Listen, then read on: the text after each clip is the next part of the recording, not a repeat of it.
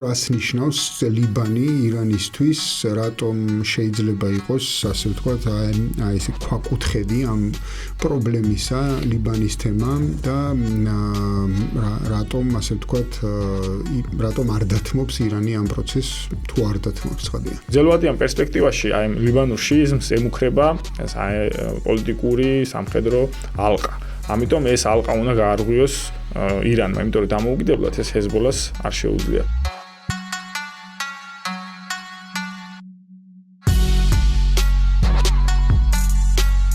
მოგესალმებით, ლაპარაკობს და უჩვენებს 52 პარალელი. გთავაზობთ ცხადია ჩვენ საერთაშორისო მიმოხილვას და ასევე ტრადიციულად შოთა თხელიძე და მე გიორგი გვიმრაძე შემოგთავაზებთ დღევანდელ მიმოხილვასაც. შოთა გამარჯობა, ვიდრე სერიოზულ საკითხების განხილვაზე გადავიდოდეთ. ხო, კოდივარი კურასაოს ესე ვთქვათ, მაგრამ უფრო საინტერესო იყო გერმანიამ რო წააგო ეკვადორთან, ხო, მაგრამ კარგი, რა სიტყვი ახლა მსოფლიო ჩემპიონატზე ისე ორი სიტყვით. არა, ხო, ნუ ეხა ისეთი არსებობს კრიტიკა, მაგრამ ჯერჯერობით ნორმალური მსოფლიო ჩემპიონატია, ნუ თამაშებიც ბევრი საინტერესო სასიამოვნო, უბრალოდ ეხა ჩვენთვის დროის პრობლემაა, რა ვქნათ ეხა დედამიწა მრგვალია. უფრო შედეგებს ვნახულობთ ხოლმე ვიდრე თამაშებს. ეგეთი პრობლემაა, ხო, ნუ შემდგომ დღეებში უფრო და უფრო შეიძლება კარგი გახდეს. კარგი, მოდი, სადაც იმართება ახლა ეს მსოფლიო ჩემპიონატი, იმ ქვეყანას შევხედოთ, გადავხედოთ, ასე ვთქვათ. მოკლედ, მე კარგად ვერ გავიგე, რა ხდება ამ ირანთან მიმართებაში, იმიტომ რომ ეს მემორანდუმი გავიგე, იქ რაღაცა მოლაპარაკებების პროცესი გავიგე, ასე შემდეგ. რა ეტაპზე ვართ, ეგ ვერ აღმოხსენი, მოკლედ. რა საბოლოო ჯამში რო ვთქვათ, იმიტომ რომ რაღაცა თითქოს, ესე ვთქვათ, იქ რაღაც განცხადებები ხან რადიკალურია, ხან დაპირისპირების რიტორიკა ჩანს, ხან პირიქით შემრიგებლური ტონი ჩდება. რაღაცა დამაბნეველი პროცესია ცოტა არ იყოს, ხო?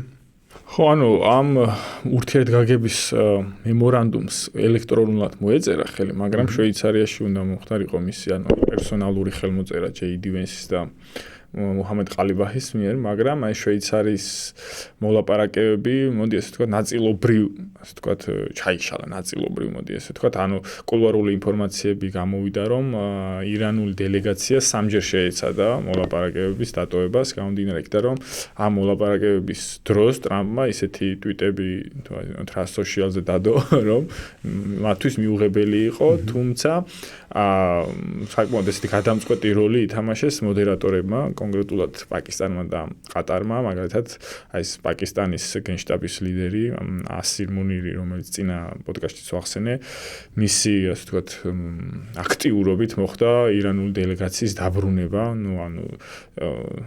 ორჯერ გავიდა და ორჯერ დააბრუნა და ასევე საუდს არაბეთი ჩაერთო.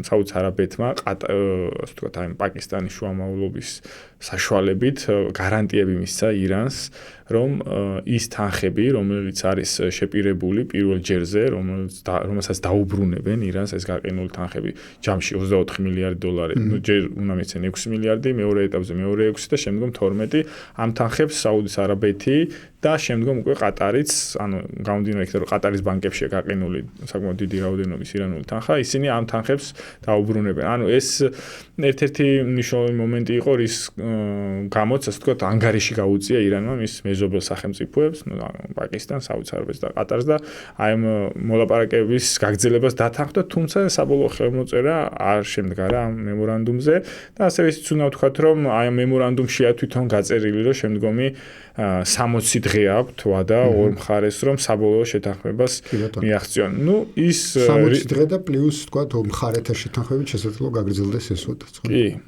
და ნუ ეხა ეს ტრამპის განცხადებები ჩვენ უნდა ვთქვათ, დავაბრალოთ მაინც ისრაელის მხარეს, რომ გარკვეულწილად თავის წილს უხდის ებრაულ მხარესაც, რომ აი მე თლათ აი შეიძლება არ მინდეს ურთიერთგაგების მემორანდუმი და აი თქვენ ინტერესსაც ვითვალისწინებ. გამომდინარე იქიდან, რომ ტრამპს ესე ცალსახა პოზიცია და ცალსახა წინააღმდეგობა კონკრეტულად ნეთანიაჰუსთან და ისრაელთან ამ ეტაპზე არ შეუძლია, ამიტომ რაღაცა ესეთი ორი პარალელური ხაზი მიდის შეერთებული შტატების საგარეო პოლიტიკაში, ერთი რომ რაღაცა ირანის ინტერესები დაკმაყოფილდეს, მეორე ისრაელის ინტერესები, რაღაცა აი ბალანსის წონასწორობის დაცვის პროცესია ამ შემთხვევაში შეერთებული შტატები. ნუ ამ ბალანსის სახე არის აქეთ JD Vance, აქეთ თავად დონალდ ტრამპი. თვითონ ეს პროცესი ჯერ არ დასრულებულა, როგორც ვთქვით, ხელიც არ არის მოწერილი. აი გუშინ იყო ესეთი მოვლენა, რომ ისრაელმა მესამეჯერ დაბომბა ლიბანის სამხრეთი, რომელიც კიდევ ერთი მცდელობა იმისა, რომ ეს მემორანდუმი არ შედგეს და ანუ დატესტვა იმისა, რომ ირანი რა პასუხს გაცემს და ჩაშლის თუ არა ამ მემორანდუმს.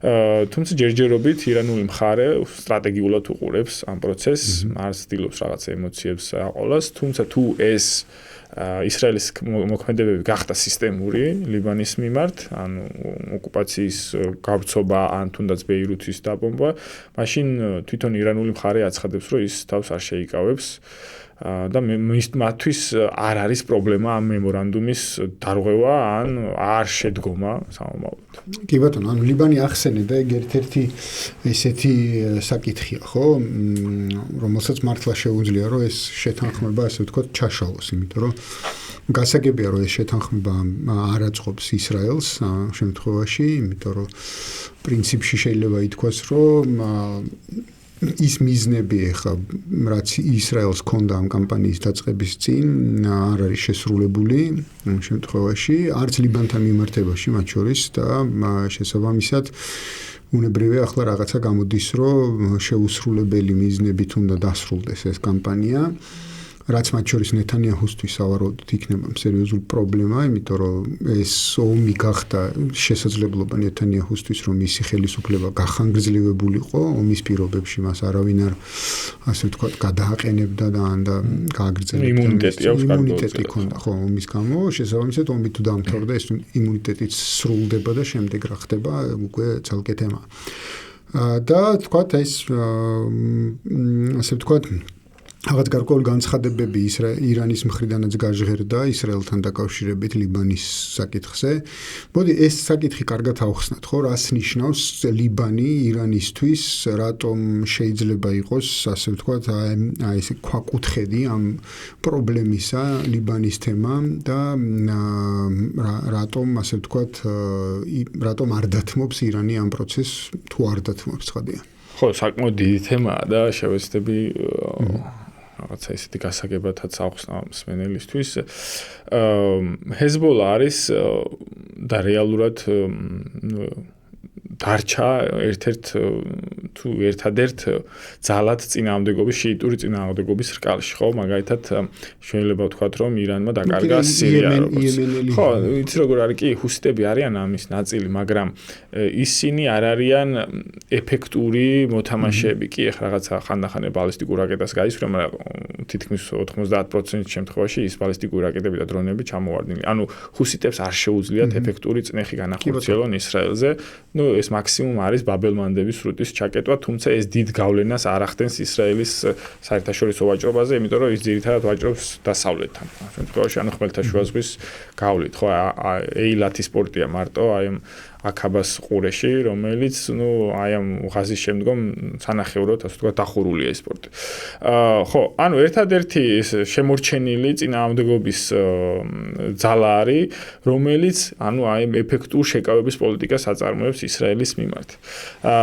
თან ახლა ეს მათი ურთიერთობა არის აწლეულებს ითვლის ჰეზბოლას და ირანის და საკმაოდ როგორ გითხრათ, თვითონ ირანულ საზოგადოებაში უკვე ძალიან მაღალი მოთხოვნა იმის, რომ ირანმა არა მხოლოდ საკუთარი სახელმწიფო ინტერესები დაიცვას, არამედ რეგიონული ინტერესები, აი ეს შიიტური წინააღმდეგობის რკალის და ასევე მნიშვნელოვანია ისიც, რომ უნდა დავინახოთ თუ რა არის ისრაელის პოლიტიკა აი ამ ლიბანთან და სირიასთან მიმართებაში, რომ უკვე თვალსაჩინოა და ცალსახაა, რომ ისრაელს საომავლოდ სურს ამ ტერიტორიების ჯერ ოკუპაცია და შემდგომ ანექსია, რაც ანუ ლიბანის სამხრეთის მდინარე ლიტანის სამხრეთით ცხოვრობენ თითქმის 100% შიიტები და ამ ტერიტორიის ოკუპაცია და შემდგომ ანექსია ნიშნავს შიიტური მოსახლეობის შიდა მიგრაციას, რომელიც შემდგომ შეიძლება ლიბანში გამოიწვიოს დესტაბილიზაციას და შეიძლება საომავლოდ თუ ირანმა არ გაითვალისწინა ლიბანური შიიტების ინტერესები შეიძლება იგივე ბედი ეწიოს შემდგომ აი ამ შიიტურ, უმცირესობა არ არიან უკვე ლიბანში, მაგრამ რეგიონში უმცირესობა არიან, ხო? ისრაელი, სირია, იორდანია, ლიბანი რო ავიღოთ, შიიტები უმცირესობაში არიან. შეიძლება ამ შიიტებმა გაიზიარონ იგივე ბედი, რაც გაიზიარეს ალავიტებმა სირიაში, ხო? ან იგივე დრუზებს ჯერჯერობით ასე ვთქვათ, ნიშნები იყო ჯულანის მხრიდან, რომ მათი ასე ვთქვათ, რელიგიური ნიშნით რეპრესიები დაეწყო, თუმცა ეს ისრაელის დაჟინებული მოთხოვნით ისინი შეკავდა. ანუ გრძელვადიან პერსპექტივაში აი ლიბანურ შიიზმს ემუქრება პოლიტიკური სამხედრო ალყა. ამიტომ ეს ალყა უნდა გაარღვიოს ირანმა, იმიტომ რომ დამოუკიდებლად ეს ჰეზბოლას არ შეუძლია. თვითონ ანუ ისტორიულად ახლა საინტერესოა ის, რომ დღეს ირანი მეტწილად შიიტურია და შიიტურ ფილოსოფიაზე არის დაფუძნებული ამ ქვეყნის იდეოლოგია, ეს არის ლიბანელი სასულიერო პირი, როგორ ისლამური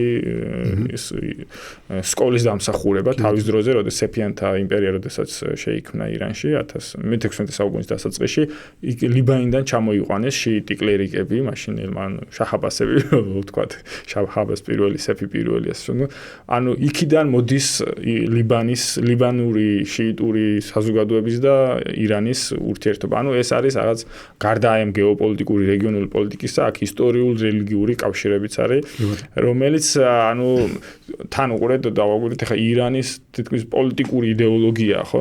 თითქმის შიიზმი, ხო? ანუ რელი ხო და როდესაც პოლიტიკური იდეოლოგია სახელმწიფოს ეს, ანუ ეს უკვე არ აძლევს საშუალებას, რომ ხელი ჩაიქნიოს ან რაღაცა მიატოვოს აი ეს მისი რეგიონული მოკავშირე ხმელთაშუა ზღვის ლევანტის რეგიონში.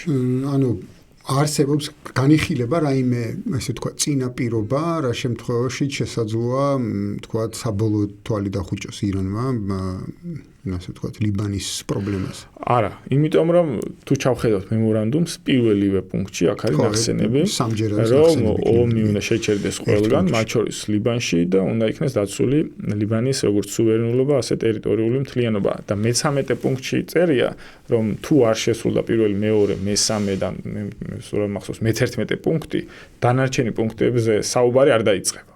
ანუ ეს არის პირობა არის ეს, რომ პირველი პუნქტი უნდა შესრულდეს, ამიტომ ამაზე მიდის, ასე ვთქვათ, ამიტომაც გაიჭედა ეს მოლაპარაკებები, იმიტომ რომ ამ ეტაპზე შეერთებულ შტატებს არ შეუძლია გარანტირება აი ამ პირველი პუნქტის შესრულების, იმიტომ რომ პირდაპირ პასუხისგებლობა არ არის მასზე, არის ისრაელზე. ან მან ისრაელი უნდა აიძულოს, რომ შეაჩეროს, ასე ვთქვათ, ეს ომი. რა გარკვეულწილად მესიჯები ისრაელის მხრიდანაც გაისმა, რომ შეიძლება შეაჩერონ თვითონ საომარი კამპანია, მაგრამ არ მოახდინონ დეოკუპაცია. თუმცა ამას არ თანხმდება ირანი, იმიტომ რომ ის დაჟინებით ითხოვს აი ამ დეოკუპაციას, იმიტომ რომ საომავლოდ მისი დეოკუპაცია რთული გახდება. ისრაელის მიზანი არის როგორც ვახსენე ოკუპაცია და შემდგომ მისი ანექსია, ანუ გოლანის სცენარის გადატანა აი ამ სამხრეთ ლიბანზე, ხო?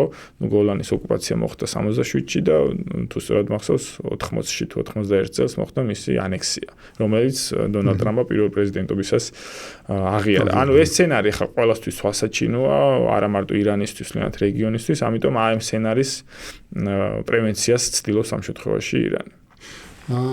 რეალურად რამდენად არსებობს შესაძლებლობა იმისა, რომ ისრაელმა დატოვოს ეს ოკუპირებული ტერიტორიები ლიბანში? ეს არის თული საკითხი, რაც ახსენე, ამ ლიბანის ტერიტორიის დატოვება არის პოლიტიკური კატასტროფა ბენიამინ ნეთანიაჰუსთვის. გამომდინარე იქიდან რომ გარკვეულწილად ისრაელის პერსპექტივით ეს არის ვითომ უსაფრთხოების ბუფერი ჰეზბოლასაგან, იმიტომ რომ ჰეზბოლა აქტიურად თავს ესხმოდა ისრაელის ჩრდილოეთ დასახლებებს. კონკრეტულად კირიათ შმონა არის ესეთი შედარებით მცირე ქალაქი გალილეის რეგიონში, რომელიც პრაქტიკულად დეპოპულაცია მოხდა დაახლოებით 10,000 თუ 15,000-იანი ქალაქი არის.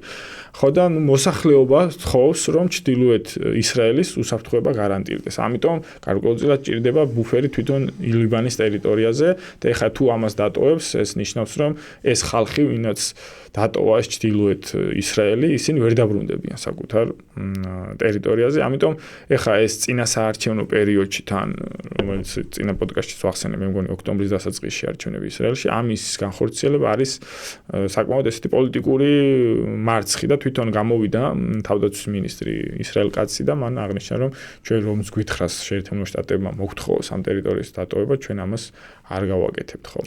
ამის მიუხედავად შესაძლებელია, რომ შეთანხმება შედგეს ამერიკასა და ირანის შორის, რაღაცა პირობითად არ ვიცი, ძალიან ისეთი თეორიული საკითხია, რომ ამერიკა ნამდვილად გადის ამ კონფლიქტიდან, ესე იგი ესე ვთქვათ, მოხდება ამ აქტივების გადაცემა ირანისთვის, ვთქვათ, თეორიულ ჩარჩოს ვამბობ ამ შემთხვევაში, რა, რომ მოხდება ასე ვთქვათ, ამ გაყინული აქტივების გადაცემა ირანისთვის და შემდეგ უკვე ამ რაღაც ტიპის შეთანხმება, რომ ამერიკა არ შეუწყობს ხელს ისრაელის კამპანიის გაგრძელებას ლიბანში, მაგრამ აი როგორც მოხდება, ისე მოხდეს. თავარია ჩვენ შევთანხმდეთ ერთმანეთში, ხო? არა, ხო, როგორც ვახსენე, ეს პირველი პუნქტი თუ არ შესრულდა, არ გადავა დანარჩენებზე საუბარი, არ გაგრძელდება. რეალურად კითხვის ნიშნის ქვეშ დგას, რამდენად მოხდება შეთანხმება ამერიკასა და ირანის შორის, ხო? კი, როგორ გითხრათ, ირანს არ უღირს ამ ომის გაჩერება, თუ კი ისრაელმა გააგრძელა ეს ომი. ხები? და ირანის ეს დიპლომატია არის საკმაოდ სტრატეგიული და შორ პერსპექტივაზე გათვლილი. ის აი ამ ულტიმატუმით ერთი რომ ყოფს შეერთებულ შტატების და ისრაელის ინტერესებს ერთმანეთისგან რეგიონულ პოლიტიკაში და მეორე აჩენს შიდა კონფლიქტს აი ამ ორ მხარეს შორის ისრაელსა და შეერთებულ შტატებს. ან თვითონ როგორც პოლიტიკურ ელიტებში, შეიძლება სამომავლოდ ეკონომიკურ ფინანსურ ელიტებში, იმიტომ რომ ამერიკულ რაღაცა ეკონომიკურ ელიტებს, ბიზნეს ელიტას შეიძლება სხვა ინტერესები ქონდეს, სარგებელი ნახონ ირანთან ურთიერთობით. ამიტომ ეს საკმაოდ ესეთი ჭკვიანური მიდგომა ირანის აი დიპლომატიაში, არ ვიცი ხა ეს რამდენად იმუშავებს, მაგრამ რაღაცა ესეთი პატარა როგორ გითხრათ ნაპერწკალივით გაჩნდა კიდევაც აი ჯეი დი ვენსის განცხადება ისრაელის მოსახლეობის მიმართ და ისრაელის მიმართ რომ მან შეახსენა ის რომ რეალურად შეერთებულ შტატები უზრუნველყოფს მათ უსაფრთხოებას რომ მათი შეიარაღების 2/3 არის ამერიკული და რომ დონალდ ტრამპი არის ის პრეზიდენტი რომელმაც ყველაზე მეტი შეიარაღება და ყველაზე მეტი ესეთი უსაფრთხოების გარანტიები შეუქმნა ისრაელს და ესეთი კრიტიკა ისრაელის მიმართ არათუ რაღაცა პოლიტიკის მაღალი ეშელონებიდან არ გვსმენია შეერთებულ შტატებიდან, არამედ ქვედა დონეზეც კი ძალიან იშვიათად გვესმის. ეს მე არ ვამტკიცებ რომ შეიძლება ეს რაღაც რეალური დაპირისპირება, შეიძლება ესეც არის რაღაცა მოჩვენებითი პროცესი, რომ აი ირანის დასანახად რომ აი რაღაც კონფლიქტი გვაქვს ჩვენ და სხვა ინტერესები, თუმცა ესეც გარკვეულწილად თვითონ რესპუბლიკურ ამორჩეულში მუშაობს. ეხლა თუ ჩემი ასე ვთქვათ, ჯეი დი ვენსი მოიაზრება მომავლის პოლიტიკოსად და შეიძლება მომავალ პრეზიდენტადაც თუ ის ასე ამბობს, ესე იგი, ხო, მეც რაღაცა სხვანაირად დავფიქრდები, ხო? ხო, და ეხლა ჩვენ აქ ახსენეთ რაღაცა ნაწილობრივ ერთ მხარეს ყოველ შემთხვევაში ახსენე ოქტომბრის არჩევნები, ასე ვთქვათ, ისრაელში, მაგრამ მეორე არჩევნები კიდე შუალედური არჩევნები ამერიკაში, რომელიც არაერთხელ გვიხსენებია. რატო არის ეს საინტერესო, ხო? პრინციპში ამას აქვს თავისი სერიოზული გავლენა ამ პროცესზე, ესე ვთქვათ, ირანი-ამერიკის ურთიერთობებზე.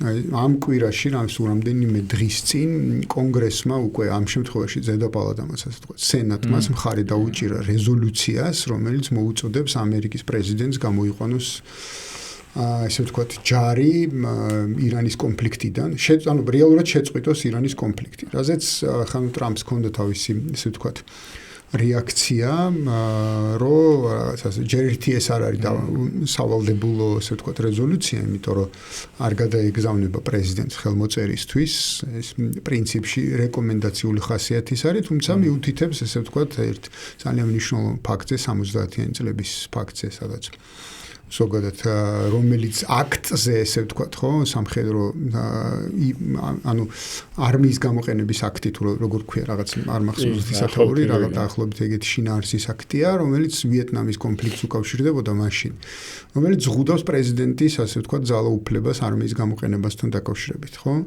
60 დღიანი შესაძლებლობა აქვს პრეზიდენტს ერთპიროვნულად ის ოპერაცია უნდა ერქვას მოკლევადიანი და ასე შემდეგ და სხვა შემთხვევაში ომის გამოცხადება მხოლოდ კონგრესის გავლით უნდა მოხდეს. მოკლედ ეს ამ აქტზე მიუთითებს და ასე ვთქვათ მოუწოდებს პრეზიდენტს რომ შეწყვიტოს ეს კამპანია, ამაზე პრეზიდენტმა თქვა რომ აი რაღაც ესე დიდ წარმატებას მიაღწია ირანთან და ახლა კონგრესი მას რაღაც ხელს უშლის რომ დაასრულოს და გამაჩერეს. ხო, დაასრულოს ეს კამპანია, ეს პროცესი დაასრულოს, ასე ვთქვათ.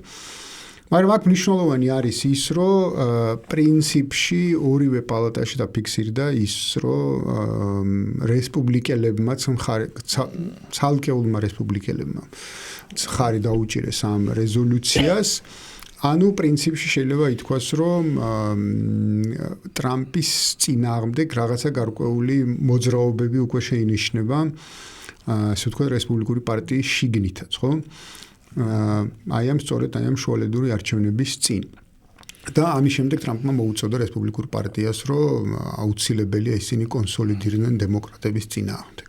შეიძლება საერთოდ სხვაგვარად წავიკითხოთ ეს პროცესი, რომ მაგალითად, მოხდა შიდა პარტიული მუშაობა იმ თვალსაზრისით, რომ აშკარად ჩანდა, რომ შეერთებულ შტატებს სურდა ამ კონფლიქტის დატოვება და ეძებდა გზებს, როგორ კონკრეტულად დონალდ ტრამპი, მოდი ამ შემთხვევაში და შეიძლება მოხდა, ასე ვთქვათ, პარტიული მესიჯინგი, ანუ რაღაცა, რომ თლათ ესე თქვა პრეზიდენტს არ დაბრალდეს ეს, მოდი ეს კოლექტიური პასუხისგებლობა იყოს პოლიტიკური ხელისუფლების და ესე მოხდა ეს შეთანხმება და რაღაცა ვითომ ყოველ და ტრამპის ბრალი არ არის, ხო? შეიძლება ასეც წავიკითხოთ, ხო? და გარკვეულწილად მისცეს ეს შესაძლებლობის ფანჯარა ტრამპს, რომ რაღაცა ჩვენ ამბობ ეს არის ახლოს ლოგიკასთან და რატო? იმიტომ რომ შეთანხმების გაფორმება ვერ ხერხდება, წეღანრაზეც ვილაპარაკეთ იქიდან გამომდინარე, თქვა ლიბანის საკითხიდან გამომდინარე. ისრაელის მიტოვებაც ესე ვთქვათ არ გამოდის საბოლოო ჯამში, მაგრამ შესაძლებელია რომ აი ამ რაღაცა ვთქვათ რეზოლუციაზე დაყრდნობით ამერიკა მართლაც გაიყვანოს ჯარები, აღარ მიიღოს მონაწილეობა კამპანიაში, მაგრამ მიეწოდოს იარაღი ისრაელს, რომელიც გააგრძელებს ლიბანში და ყოველგვარი ვალდებულებისაგან ამერიკას გაათავისუფლებს, ხო? ანუ ვალდებულება რეალურად რო ვთქვათ ის მემორანდუმი და თუნდაც ხელშეკრულება, რომელსაც ვთქვათ გააფორმებდნენ მხარეები, რომ ამერიკისთვის არაფერს არ ნიშნავს, ეგ ვიცით ახლა, ხო? ანუ ძალიან მარტივად დატოვა ტრამპმა ობამას მიერ გაფორმებული ბირთვული შეთანხმება, ხო? მაგრამ მთლიანობაში მაინც საბოლოო ჯამში ასეთი შეთანხმების გაფორმებაც კი აღარ იქნება საჭირო, ხო? არსებობს რეზოლუცია და ჩვენ გავიყვანეთ ჯარები, იმიტომ რომ კონგრესმა მოგთხოვა. გარდა ამისა, გარდა აი პარტიული ესეთი ერთიანობისა შეიძლება აქ იმუშავა თვითონ ძალოვანმა სტრუქტურებმაც, ანუ გულისხმობ ახლა წამყვან ინსტიტუციებს რაც არის, ხო? სახელმწიფოებმა შეიძლება CIA-მ რომ მათ ასე ვთქვათ ინფორმაცია მიცესო შეერთებულ შტატებს. შეერთებულ შტატების სტრატეგიული ინტერესი აღარ არის ამ კონფლიქტის გაგრძელება და შეიძლება ამიტომ მოხდა ეს თანხმობა. ამასაც არ გამოურიცხავ. და სავარაუდოდ შეერთებულ შტატები უბრუნდება იმ ფორმატს, რა ფორმატითაც იყო დაპირისპირებაში ირანთან, აი ამ ომამდე, რომ აი ისრაელი იქნება ეს ფრონტალური სახელმწიფო და აი ისრაელის მეშვეობით გვექნება ეს დაპირისპირება, აი შარშა რაც იყო 12 დღიანი ომი, იმიტომ რომ შეერთებულ შტატების უშუალო ჩართულობა ამ კონფლიქტში და პასუხისგებლობის აღებამ გამოიწვია ის სტრატეგიული, როგორ გითხრა, უკან დახევები და მტკივნეული დარტყმების მიღება, რასაც რეალურად შეიძლება სასახად ვთქვათ, რომ არ ელოდა შეერთებულ შტატები. გულისხმობ იმას, რომ მან კითხვის ნიშნის ქვეშ დააყენა მთელი, ასე ვთქვათ, მის სამოკავშირეო სისტემა რეგიონში, ხო? აი ეს სპარსეთის ყურის მონარქიები. მან კითხვის ნიშნის ქვეშ დააყენა მთელი გლობალური ენერგო მიწოდების სტაბილურობა, ხო? ანუ ხშირად ამბობენ, რომ ჰორმუზის სრუტის ჩაკეტას არ ელოდა შეერთებული შტატები. შეიძლება ეს ომის დაწყება, ანუ შარშანდელი 12 დღიანი კონფლიქტი იყო ამის დატესტვა.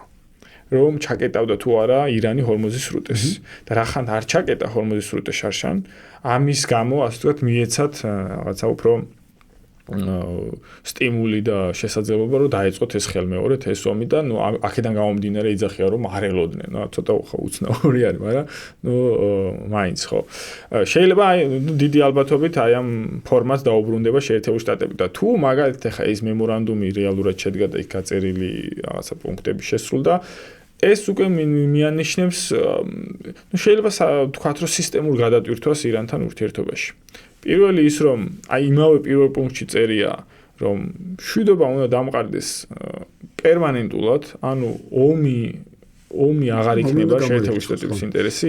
ხარები ერთმანეთის წინააღმდეგ აღარ გამოიყენებენ ძალას. ანუ ეს სიტყვა რეალურად ამ მემორანდუმს სამომავლოდ აქცევს სამშვიდობო შეთანხმებად, ხო? კი ბატონო. რახან პერმანენტულია სიტყვა ჩაწერილი, ხო?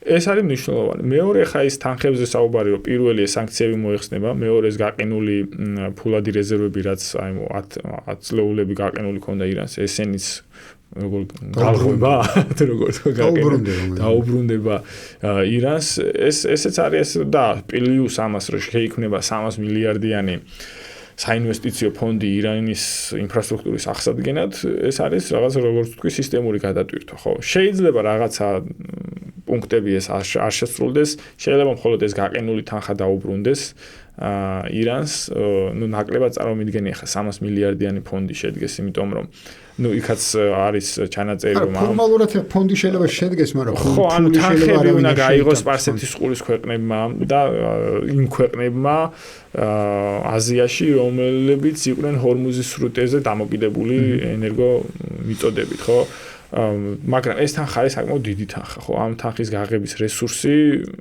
ამ მომენტში აი ამ მონარქიებსაც შეიძლება არ ქონდეთ ხო 300 მილიარდი ნუ თან არც არის მითითებული რა დროის მონაკვეთში უნდა მოხდეს ეს შეიძლება რაღაც გრძელვადიან პერსპექტივაში მაგრამ ნუ ეს ნაკლებად სავარაუდოა მე მგონია რომ ეს გაყინული რეზერვები რაღაც წილ დაუბრუნდება თუმცა ეს თანხებიც არ არის რაღაც ისეთი დიდი მოცულობის თანხები ახლა ჯამში აქვს დაახლოებით 100-დან 120 მილიარდამდე ირანს გაყინული და 24 მილიარდის დაუბრუნებას ხდება ამ მემორანდუმით ერთი რამე არის ძალიან მნიშვნელოვანი ჩემი აზრით რაც ალბათ ყველაზე მნიშვნელოვანი იქნება ირანისთვის თუ მართლაც განხორციელდება ეს არის სანქციების მოხსნის ხო ეს არის მნიშვნელოვანი იმიტომ რომ ეს უფრო მნიშვნელოვანია ვიდრე ეს ფულადი რეზერვების იმიტომ ეს ხსნის ირანთან ვაჭრობის თავისუფალი ვაჭრობის შესაძლებლობას ასე ვთქვათ ხო და არ დაგვაუწყდეს ის რომ ირანი თუ სწორად მახსოვს არის მე-4 ან მე-5 ადგილზე ნავთობის რეზერვები მსოფლიოში.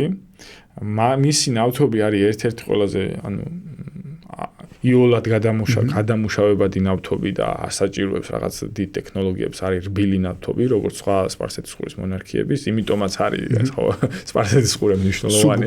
ხო.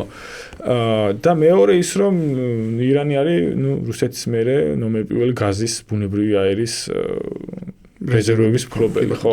ახლა შენ როგორც ახსენე, ეს სანქციები თუ მოიხსნა და ირანში მიეცა შესაძლებლობა მისი ეს რესურსები გამოიყენოს, ну ახლა პერსპექტივაში ეს ნიშნავს რომ ირანი გახდება რაღაცა ძალიან მდიდარი ქვეყანა, ხო? მან შეიძლება მუშიპოს თუ რამდენიმე წელიწადში გააორმაგოს კიდევ თუმცა რა, ხო?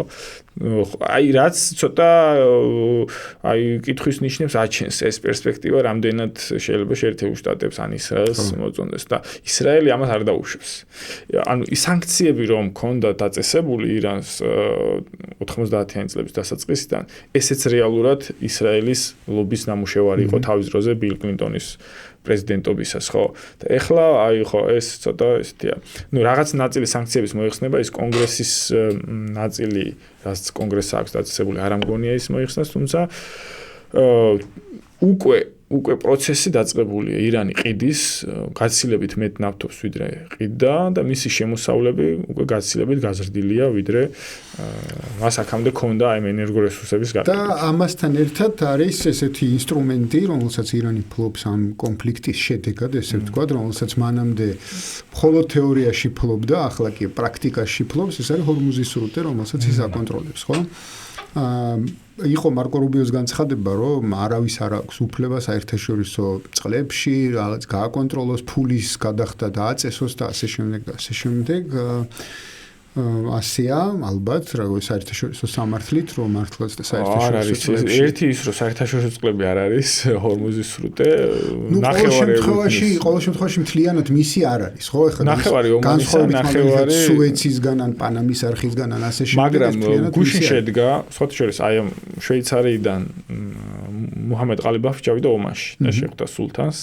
და შეთანხმდნენ ომანთან, რომ ომანი თანახმა ამ ფორმატზე, რომ მათ ერთად აკონტროლონ ჰორმუზის სრუტე. ანუ არც ომანი ამბობს უარს ამ პერსპექტივაზე, რომ მასაც კონდეს გარკვეულწილად ეს მოსაკრებელი ჰორმუზის სრუტეში გასვლაზე.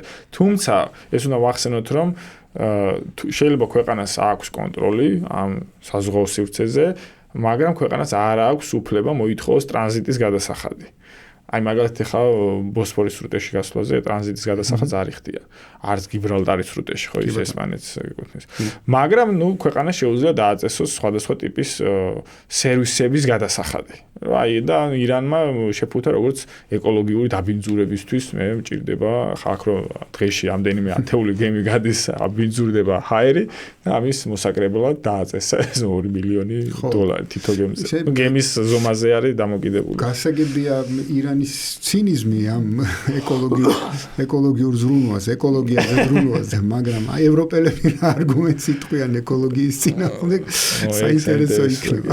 არა, უკვე ბევრი ქვეყანა ამ ფორმას თანხმდება, რა გემებიც გავიდა ბოლო კვირების განმავლობაში ეს იაპონური გემები, კორეული გემები იხდიდნენ ამ მოსაკრებელს, ამიტომ ამ ფორმაზე რაღაც თანახმარი არიან ბევრი ქვეყანა. ესე იგი, ჰორმუზის სრუტე ჩემი აზრით არის ის ინსტრუმენტი გარკვეული თვალსაზრისით, რომელიც შეიძლება იყოს ასეთი რამ, ხო? ანუ თუ არ შედგება მემორანდუმი, თუ არ მოხდება გაყინული აქტივების, ესე ვთქვათ, გალღობა და თუ პირობითად არ მოხდება გარკვეული სანქციების მოხსნა ირანისგან, რომელიც მას მისცემს შესაძლებლობას სხვა, ასე ვთქვათ, შემოსავლების მიღებაზე, მაშინ ეს კონტროლი არის ის მექანიზმი, რომელიც შეიძლება ან თქვას, რომ აი კი ბატონო, ვერ თანხმდებით ამაზე, მაშინ მე ვიტოვებ ამ უფლებას, რომ ეს სივრცე გამოვიყენო, ასე ვთქვათ, სატრანზიტო. შეიძლება ეს თავის დროზე ეს სანქციების მოხსნის შეთავაზებაც აი ამის სანაცვლოდ იქნა გაკეთებული, რომ ანუ თუ ამით მოსაკრებელს ვერ მიიღებ, აი ეგრე სანქციები გაყიდი ნავთობს და იმით მიიღებ, ხო, ან რაღაცა ბარტერებით შეიძლება ვთქვათ ესე არის. კი ბატონო, დიპლომატიური ბარტერი. მოკლედ, რამე არის დაგეგმილი, როგორ იცი, შემდგომი შეხვედრა, რაღაცა ვთქვათ, გასაგებია რომ 60 დღე აქვს მემორანდუმის გაფორმებიდან. იცი როგორ არის, აი თვითონ ომისვლელობისას, ცეცხლის შეწყვეტის შეთანხმების შემდგომაც ჩვენ არ ვიცოდით, მიდიოდა თუ არა მოლაპარაკებები. ერთი მხარე ერთს ამბობდა, მეორე მეორეს და ზუსტად არ ვიცოდი, მიდიოდა პროცესი თუ არა. თუმცა ან რეტროსპექტულად გამოჩნდა, რომ მიდიოდა პროცესი. რაღაცა საუბრები იყო მხარეებს შორის და სავარაუდოდ გაგრძელდება ქვედა დონეზე შუამავლების საშუალებით ისევ, ისიც უნდა ვახსენოთ, რომ პერსონალურად არ შეხვედრიან ერთმანეთს ირანის და შეერთებული შტატების წარმომადგენლები, ანუ სხვადასხვა ოთახში ვახსენეთ ეს შუამავლო შათერ დიპლომასია, შუამავლებით მოლაპარაკებები. ქვედა დონეზე გაგრძელდება და როდესაც იქნება უკვე თანხმობა რაღაც საკითხებზე მორიგება, შემდგომ შეიძლება მოხდეს აი უმაღლეს დონეზე შეხვედრა ისე, შეხვედრა ისიც შუამავლების სახით, ხო.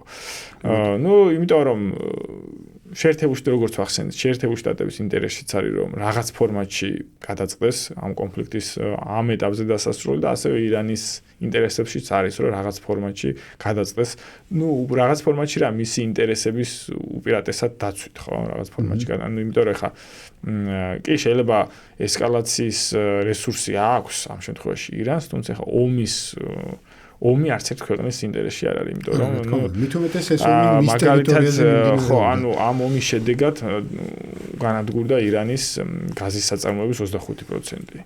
ნავთობსაწარმოების რაღაცა ასეთი მსხვილი წილი, რაც მოსახლეობას ურტყავს და არ არის ხა ინტერესში ირანის რომ ეს ომი რო გაგრძელდეს უფრო და უფრო რაღაცა მეტი ეკონომიკური ზარალი ექნება და შეიძლება მან რაღაც მომავალში მიაღწიოს მიზანი, მაგრამ ამ ეტაპზე თუ ასეც აღწევს მიზანს, მაშინ ჯობია ეს გზა აირჩიოს ხო.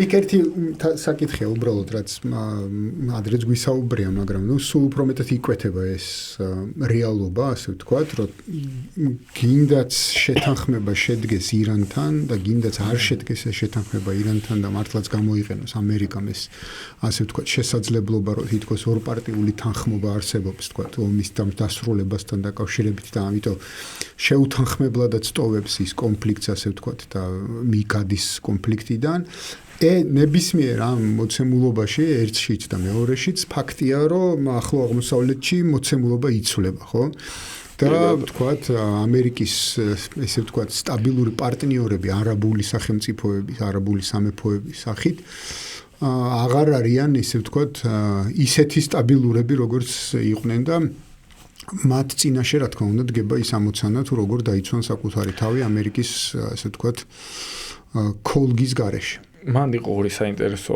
ამბავი საემიროების ბინ ზაჰიანი მართველი ვინც არის ამ შემთხვევაში დუბაის ემირი, აბუ-დაბის ემირი, მას შეხვდა დონალდ ტრამპი და ესეთი სანახევროდ იუმორის ჟანრში თქვა რომ ამდენი ფული რო გაქვს ადამიანსო, ყველაფერი შეგიძლიაო, მასზე მიანიშნა და ჩვენ არ უნდა ეს ამ წინადადებით ჩვენ შეიძლება ვიფიქროთ ის რომ იმ ქვეყნებმა საკმაოდ შეიძლება თანხაც კი შესთავაზეს დონალდ ტრამპს და მის ოჯახს რომ ეს კონფლიქტი დაიჩერებინა. იმიტომ რომ წინააღმდეგ შემთხვევაში ჩვენ რამდენჯერმე ვთქვით ამ პოდკასტებში რომ წინააღმდეგ შემთხვევაში მთლიანად საემიროები, იგივე ყატარი, ბაჰრეინის ეს ქვეყნები არსებობა შეწყვეტენ, მოდი პირდაპირ ვთქვათ. ეხლა ტერიტორია იარსებებდა, მაგრამ სახელმწიფო როგორც ფუნქციონალი აღარ იარსებებდა. ამიტომ შეიძლება ვთქვათ რომ შეიძლება რაღაცა ფული შესთავაზეს. არ გამოურიცხოთ. ეხლა პრინციპში არ გამოურიცხოთ ცხადია და თან ყატარმა თვითონ თან მithumetes არ უნდა გამოურიცხოთ რომ აი ხო რამდენიმე თვის შარშან არისო ხო რაღაც ასტრალური თანხები რო შეპირდნენ საინვესტიციო ხო ტრილიონზე მეტი იყო ტრილიონზე მეტი იყო ხო მეორე საინტერესო პროცესი აი ამ უსაფრთხოების სისტემის ჩამოყალიბების სხვა შორის მალე დაიწყებს ფრენას ხატარმა რო აჩუქებს. ძალიან კარგი. ხო და საუდის არაბეთმა უკვე აქტიურად დაიწყო ახალი უსაფრთხოების კოლგის შექმნა. პაკისტანთან, თურქეთთან და ეგვიპტესთან თანამშრომლობით. მე მგონი ამ კვირაში უნდა ჩავიდეს აი ეს 100 მუნირი ისე საუდის არაბეთში, ერიადში და შედგეს ეს ოფიციალურად ნახევრად კოლექტიური უსაფრთხოების სისტემის ჩამოყალიბების შესახებ ხელმოწერა. ეს ნიშნავს იმას, რომ პაკისტანური არმია განლაგდება საუდის არაბეთში, უზრუნველყოფს მის უსაფრთხოებას და ასე ვთქვათ პაკისტანის ბაზებს აღარ დაბომბავს ირანი საომალოდ, იმიტომ რომ პაკისტანი როგორც ნახეთ არის ეხლა მოკავშირე ირანის ხმამაღალი ნათქვამია, მაგრამ პარტნიორი სახელმწიფო მათ აერთიანებთ სტრატეგიული მიზნები. კონკრეტულად პაკისტანის ინტერესია, რომ დღევანდელმა ირანმა იარსებოს, იმიტომ რომ მას აქვს უკვე პრობლემა აღმოსავლეთით ინდოეთი ნახევრად პროამერიკული სახელმწიფო ბირთვული და ეხლა თუ მის დასავლეთითაც ასეთი იქნება, საომალოდ მის ინტერესში არ არის, იმიტომ რომ შემდგომ უკვე პაკისტანსაც შეექმნება პრობლემები. ამიტომ ირანი წარმოადგენს პაკისტანის ბუფერს დასავლეთით. სხვა შენ ინდოეთი ახსენე და ძალიან საინტერესო არის ეგ საკითხი, ანუ ამ კვირაში შედგა ჩინეთის საგარეო საქმეთა მინისტრის one is ვიზიტი დელიში, სადაც ის პრემიერ-მინისტრის მოდის შეხვდა. და უსაფრთხოების სისტემის ხელმძღვანელს, ანუ რაღაც ინდური უსაფრთხოების კონგლომერატის, ესე ვთქვათ, ხელმძღვანელთან შეხვედრად შედგა. ხო და რაღაცა ისეთი ფრთხილი განცხადებები გაკეთდა, თითქოს ასე ვთქვათ, ორი სახელმწიფოს, 2 მილიარდ ნახევრიანი სახელმწიფოს, ასე ვთქვათ, ინტერესების დაახლოებასთან დაკავშირებით. ჩვენ ვიცით მათი ურთიერთობები არ არის ესეთი მარტივი, ბოლო რაღაცა დაპირისპირება 2020 წელს იყო მათ შორის. მაგრამ ყოველ შემთხვევაში აი ამ ვიზიტთან დაკავშირებით და მათ შორის ბოლო ტენდენციებთან დაკავშირებით ბოლო 2025 წლის აგვისტოში იყო თუ არ მეცლება ხო ის მოდის და სი ძინპინის შეხვედრა იმის რა ქვია შოსის კონფერენციის პარალელში ხო მოკლედ ყოველ შემთხვევაში ამ ორი ქვეყნის რაღაცა გარკვეულ ურთიერთობებზე და გარკვეულ დათბობაზე ესე ვთქვათ ხო ანუ ძალიან ფრთხილ დათბობაზე უკვე მიდის საუბრები მასთან დაკავშირებით რამდენად მყარი პარტნიორია ინდოეთი ამერიკისთვის ესე ვთქვათ აღმოსავლეთით ხო აზიაში იქ და ინდოს წყნარი ოკეანის სივრცეში ხო აი ბოლო პერიოდში საკმაოდ დიდი კრიტიკაა ინდოეთის მიმართ რომ პირველი რომ მაგალითად ნარენდრა მოდი ჩავიდა თელ-ავივში ომის დაწყებიდან ერთი დღით ადრე და რაღაცა ძმობა გამოაცხადა ისრაელსა და ინდოეთს შორის. ნუ ესეც გასაგები არის ნარენდრა მოდის პოლიტიკური იდეოლოგია და სოფხედულობა არის ანტიმუსლიმური ფილოსოფია. ინდური ნაციონალიზმი, რომელიც დგას ისლამის უარყოფაზე და ნუ ეს ისრაელთან ეს იდეოლოგია აერთიანებს ხო და ეს ქაშმირის პრობლემას ხო ცალკე თავისი აქ ინდოეთს. მეორე კრიტიკა იყო ინდოეთის მიმართ რომ მან არ დაგმო ომის დაწყება ირანის წინააღმდეგ და ასევე არ დაგმო აი ეს გემი რო ააფეთქეს შრი-ლანკასთან ახლოს ტორპედოთი ირანული გემი და არც დახმარება შეუთავაზებია რომ აი სამაშველო ოპერაცია ეწარმოებინა. ანუ ამის მიმართ არის შევახსენოთ ჩვენს უყურებელს თამსმელს ეს იმ გემზეა საუბარი რომელიც მათ შორის სამხედრო ესე ვთქვათ წვრთნებში იღებდა მონაწილეობას ინდოეთთან ერთად. კი, ზუსტად ეს. ხო, ეს რაღაცა ესეთი ინდოეთის დიპლომატიის რაღაცა კრახათაც მოინათლა.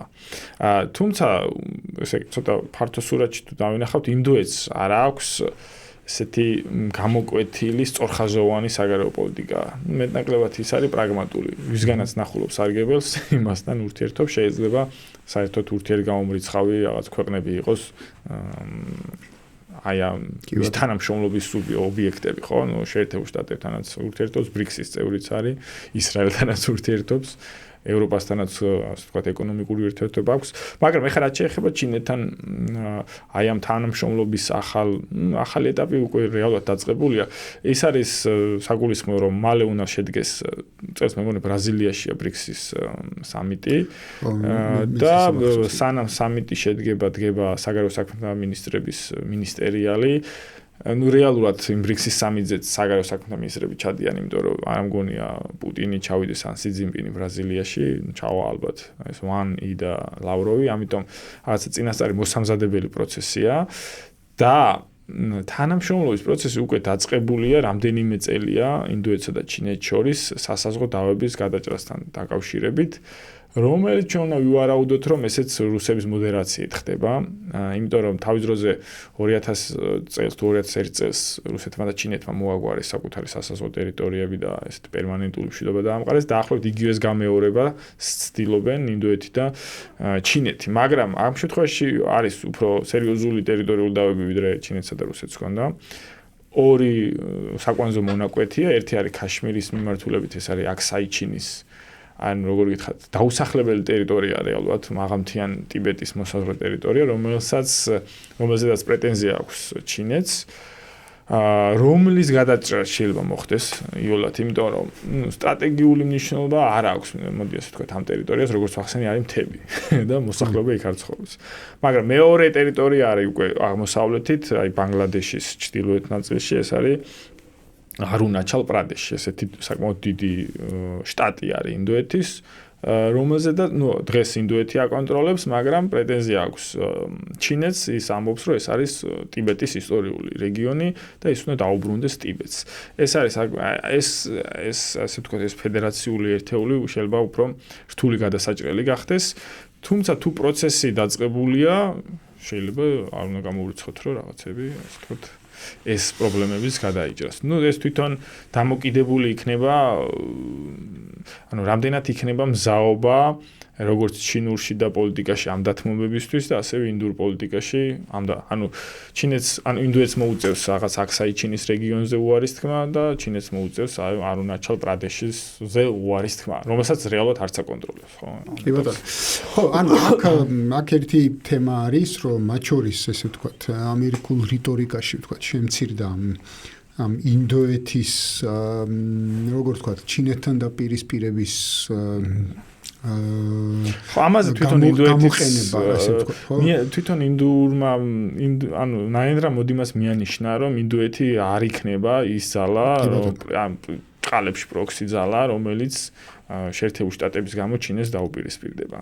ეს უკვე ცალსახაა და ამ მიმართულებით შეიძლება ვთქვათ, რომ შეერთებული შტატების იმედი აქვს გადაწყვეტილი, რომ ინდოეთი შეიძლება რამეში იქნას გამოყენებული. უკავშირდებოდა ჩვენ წინა ერთ-ერთ პოდკასტში ვისაუბრეთ სწორედ ამ ფილიპინების და იაპონიის ესე ვთქვათ გამოყენებაზე ჩინეთის წინა. ხო, ეს კვადის ფორმატიც რო არსებობს, რეალურად რაღაც ფორმალური წევრია ინდოეთი, რომ რაღაცა წინააღმდეგობაში არ შესულიყო შეერთებული შტატებთან და დათანხმებოდა თორე ხა პრაქტიკაში რაში არ უნდა დაგვაუწყდეს ის, რომ ჩინეთი არის ნომერ პირველი ექსპორტიორი ქვეყანა, სავაჭრო პარტნიორი და ყველაზე მეტ ექსპორტს ინდოეთში ახდენს ჩინეთი.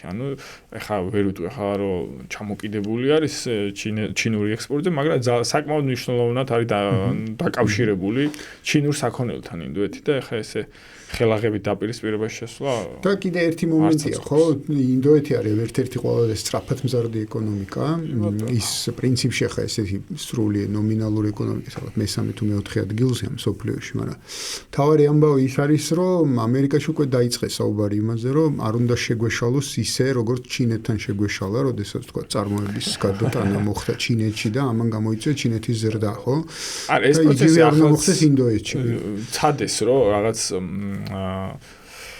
საწარმო ინფრასტრუქტურა გადაეტანათ ჩინეთიდან ინდოეთს, მაგრამ უბრალოდ ინდოეთში არ არის კვალიფიციური მუშახელი, იმის კვალიფიკაცია, რომ იგივე რაღაცა პროდუქტი შექმნან, რაც ჩინეთში, ხო, ეს პრობლემა არის და ეხლა ეს არის ძალიან გრძელვადიანი. ხო, მაგრამ ამასთან ერთად მე ვგულისხმობ იმას, რომ ჩინეთში გადატანამ გამოიწვია ჩინეთის როგორც ძირითად კომპონენტად ჩამოყალიბება, ხო, ამერიკის.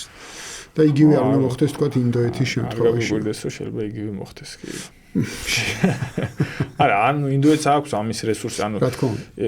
როგორ არის ცი ინდოეთთან წინააღმდეგობაში შეერთებული შტატებიც ვერ შედის. იმიტომ რომ თუ ინდოეთს დაკარგავს, ეს ნიშნავს ჩინური-ინდური კოალიცია პლუს პაკისტანი და მთლიანად აზიის დაკარგვას ნიშნავს ეს. ამიტომ უშუალო დაპირისპირება ვერ შედის. ეს არის რაღაცა თაფლაკვერის პოლიტიკის წარმოება. ხო, ამასთან ერთად ყველას კარგად ესმის, რომ პრინციპში ხა სოფლიო ბაზარზე ჩინეთის ექსპორტის კომპონენტი თუ ვინმე შეიძლება იყოს ინდოეთია, ხო? მისი პოტენციალით ასე ვთქვათ და არა ვთქვათ ამ წუთას არა, მაგრამ ყოველ შემთხვევაში პერსპექტივაში მისი პოტენციალით თავარი კონკურენტი შეიძლება ინდოეთი იყოს. არ უნდა დაგვაუწყდეს ერთი მნიშვნელოვანი ფაქტი, რომ აი ამ საზღვაო ბლოკადებზე რო ვსაუბრობთ, ჩინური სავაჭრო გემების და ირანული ნავთობგემების, ამ გემების დაკავება, შეფერხება ძირითადად ხდება ინდოეთის საზღვაო წყლებში. და ინდოეთის საზღვაო წყლები არის აი ამ, ქვია, თავარი ცენტრალური მარშრუტი ჩინური საზღვაო იმის. ოფიციალურად ინდური ტერიტორია არ არის, მაგრამ ეს ეკონომიკური ზონა ეკუთვნის ინდოეთს. ამიტომ ინდოეთის ეს აკვატორიაც მნიშვნელოვანია შეერთებული შტატებისთვის. თუ ეხა რაღაც კონფლიქტი წარმოიქმნა მათ შორის, მაშინ ინდოეთი ეტყვის, რომ აი სამხედრო გემებმა დატოვონ ეს ტერიტორია, ხო? ცხადია. ჩვენ ცოტა დრო გვრჩება დღევანდელი გადაცემის ჩასაწერად, ესე ვთქვათ, მიმოხილვისთვის. მაგრამ ერთი თემა არის, რა თქმა უნდა, ისე ძალიან ზედაპირულად რომ შევეხოთ, იმიტომ რომ შემდეგში უფრო აქტუალური გახდება ეს ამბავი, ეს არის ნატო სამიტი, რომელიც უნდა ჩატარდეს თურქეთში. ივლისში, 7-8 ივლისს თუ არ მეშლება, რაღაც ესე. ყოველ შემთხვევაში პირველ ნახევარში, ივლისის პირველ ნახევარში, სადაც ძალიან საინტერესოა ეს სამით იმით არის საინტერესო, რომ რაღაცა ეს დაძაბულობა, ვთქვათ, ნატოს შიგნით ამერიკის შეერთებულ შტატებსა და დასავლეთ ევროპულ წევრებს შორის, ესე ვთქვათ, ახლა ალბათ შეიძლება ითქვას პიკშია, ესე ვთქვათ, ხო, ამ სამიტის წინ და აქედან გამომდინარე საინტერესო არის, ხო, მაგრამ აი რუტე თამაშობს, ასე ვთქვათ, ერთ-ერთ საკვანძო როლს ალიანსის შიგნით ესე ვთქვათ თანხმობის შესაქმნელად, ხო? ნახავდი ალბათ ამ რუტეს ოვალურ კაბინეტში პრეზიდენტს. არაჩვეულებრივ პრეზიდენტს. ტრამპის კი. ხო, ანუ თვითონ ევროპას არ მოწონდა და არ უნდოდა ირანის კონფლიქტის გაგრძელება, იმიტომ რომ ეს ხო ამერიკული ძალისხმევის რესურსების და ორიენტირის გადატანა ახლო აღმოსავლეთში. ანუ ევროპიდან ახლო აღმოსავლეთში და ამიტომაც არ იყო ევროპული ჩართულობა აქტიური ამ კონფლიქტში. და გარკვეულწილად გახარებულები არიან შეიძლება ევროპაში ეს ასე მორჩა. რუტე აღნიშნა რომ იტალიური სამხედრო ბაზები იქნა გამოყენებული რუმინულიც ახსენე. რუმინულიც, მაგრამ რუმინელებს არაფერი არ უთქვამთ ამასთან დაკავშირებით, ამიტომ იტალიურზე გავაკეთებ ყურადღებას. რუტემ ახსენა, რომ იტალიური ბაზები იყო გამოყენებული სამხედრო თვითმფრინავების სასაფრენად, რაზეც იტალიელებმა ეგრევე გააკეთეს განმარტება, რომ ეს არ იყო სამხედრო თვითმფრინავები, ეს იყო დამხმარე, ასე ვთქვათ, ავიატანკერები. ხო, ალბათ სამხედრო ეგრეთ. ხო, ანუ ყოველ შემთხვევაში მათ უარყვეს, რომ მათი ტერიტორია გამოყენებული იყო სამხედრო თვითმფრინავების სასაფრენად. მარკ რუტეს ცოტა რაღაცების დამალვა დაავიწყდა, ანუ ეს იყო აღიარება იმის, რომ ამ კონფლიქტში ევროპული მხარეც მონაწილეობდა. თუ სამხედრო თვითმფრინავი შენი ტერიტორიიდან ფრინდება, ეს ნიშნავს იმას, რომ შენ მონაწილეობ ამ კონფლიქტში და რუმინულმა მხარეს თქვა, რომ არ მოეწონეს ტრამპის განცხადება. ანუ ეს რეალურად აქცევს პოტენციურ განახლებად კონფლიქტში რუმინეთს ირანულ სამიზნედ, ხო? და იტალიას. იტალია ხო ეს სანახევად სასაცილო იყო, რომ აი მე შევაჩერეო ტრამპმა ირანი, რომ ბირთვული ბომბი არ ესროლა იტალიისთვის, რა ჯორჯია მელონის უთხრა და ჯორჯია მელონი არ ვიცი, ხა იტალიისთვის რატომ უნდა ესროლა ბირთვული ბომბი ირანს, მაგრამ ჯერტი არ აქვს ბირთვული ბომბი. ხო, ეს ძალიან საკითხია, ხო. ამიტომ ხა ევროპული მხარე არის კმაყოფილი, რომ ეს კონფლიქტი, თქვათ რომ ამ მომენტისთვის გაჩერებულია და ცდილობენ რომ შეერთებული შტატების ძალისხმევა დააბრუნონ ევროპულ სცენაზე, უკრაინის სცენაზე და ეს დიდი შვიდეული სამიტიც რეალურად ამას ემსახურებოდა და ზელენსკის სამიტში მონაწილეობაზე და გარკვეულწილად რაღაც მზაობაც კი გამოთქვა დონალდ ტრამპმა, რომ ამ კონფლიქტში რაღაცა ანუ შედარებით აქტიური როლი დაიბრუნოს შეერთებულ შტატებმა, მაგრამ ეხა ახალი და საინტერესო სკანდალი გასკდა ევროპულ პოლიტიკაში, რომ მაგალითად ურსულა ფონ დერ ლაიენს, ზელენსკის და სხვა ევროპულ ლიდერებს შორის იყო რაღაცა საერთო ჩათი, სადაც საუბრობდნენ შეერთებულ შტატების თან ურთიერთობის აღდგენაზე და ან მის გარეშე ომის წარმოების გაგრძელებაზე, რომ შეიძლება იქ რაღაცა ტრამპის კრიტიკაც იყო ამ ჩატში გამოთქმული, რაც შეიძლება ტრამპს არ მოეწონოს და რაღაცა ხო, თუმცა ხისტი განცხადებები მის მხრიდან მომავალში. გადავდოთ შემდეგი ესე ვთქვათ მიმოხილვისთვის, მაგრამ ესე უბრალოდ თუ ახსენოთ, ხო, რამდენიმე საინტერესო განცხადება იყო. ერთი ეს იყო ასე ვთქვათ რუბიოს თანაშემწის განცხადება გვარი დამოიწყდა, სადღაც მეწერა, მაგრამ მისი განცხადება იყო, რომ უკრაინა წარმატებას აღწევს კონფლიქტში და ის რაღაცა, ასე ვთქვათ, პერსპექტივებზე საუბრობდა უკრაინული წარმატების ამ შემთხვევაში.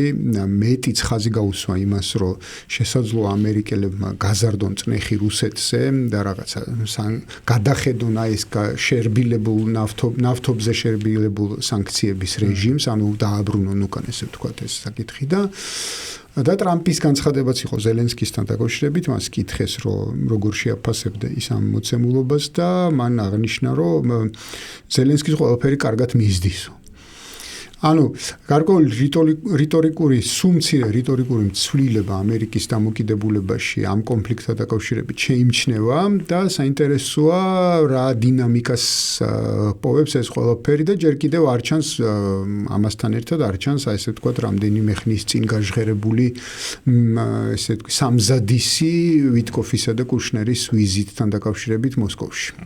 შეიძლება ანუ ეს ნეოკონსერვატიული ფრთა რომ დაეწყნარებინათ, აი ესე გაიცვალა ირანის კონფლიქტი ისე უკრაინის კონფლიქტში ტრამპის ადმინისტრაციის მიერ.